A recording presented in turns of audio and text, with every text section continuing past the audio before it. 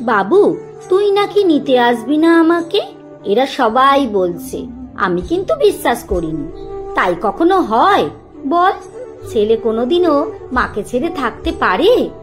তুই আবার সেই ছোটবেলা থেকে খুব ভীতু। একটু জোরে ঝড় হলে বা রাতে বেড়াল ডাকলে তুই আমাকে জাপটে ধরতিস, আর কেমন যেন গুটিসুটি ভরে শুয়ে থাকতিস আমার কোলে। তখন আমি তোকে বলতাম, ভয় কি বাবা, এই তো আমি। একটু বড় হয়ে যখন তুই স্কুলে যেতিস, শিখলি, তোর জন্য সেদিন আমি স্কুলের পাশে মাঠে বসে থাকতাম। এইসব কথা ভাবলে এখন আমার খুব হাসি পায় জানিস। সেই যে তুই কত বড় হয়ে গেছিস।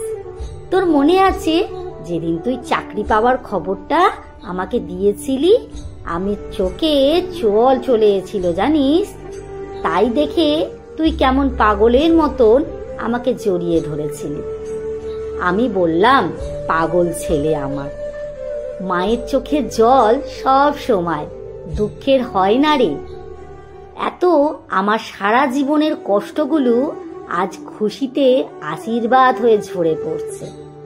আর যেদিন তোর বিয়ে দেওয়ার কথা বলছিলাম, তুই জানিস তুই কেমন লজ্জায় লাল হয়ে গেছিলি, আর বলছিলি, না মা, আমি এই ভালোবাসা তোমাকে ছাড়া কাউকে দিতে পারবো না। আমার পৃথিবীতে তুমি ছাড়া আর কেউ থাকবে না। আমি বলেছিলাম, ভালোবাসা বিলিয়ে দিলে কমে না রে। আর তারপর তোর বিয়ে হলো।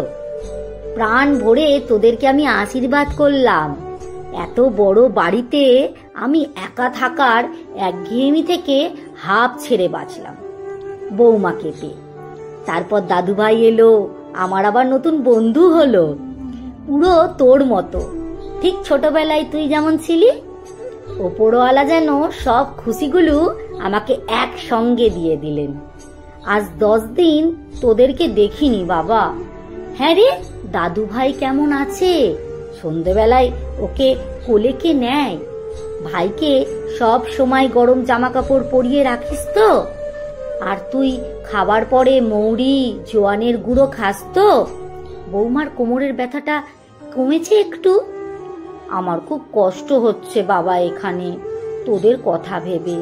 কি বলবো বল, সারা জীবন তোকে আগলে রাখার অভ্যেস যে বাবা। কবে আসবি বল না আমাকে নিতে? আমার মন টিকছে না এখানে। এখানে অনেক লোক আছে, কিন্তু আমার চোখ তো তোর পথ চাই বাবা। সারা জীবন তোকে বুকে আগলে রেখেছি বাবা। এখন আমাকে বুকে নিতে না পারিস, অন্তত বাড়িতে একটু জায়গা দে না বাবা।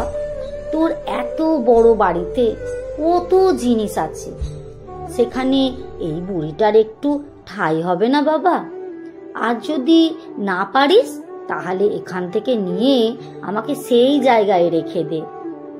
আয় না বাবা, যেখান থেকে কেউ আর ফিরে আসে না, কেউ কোনোদিনও ফিরে আসে না।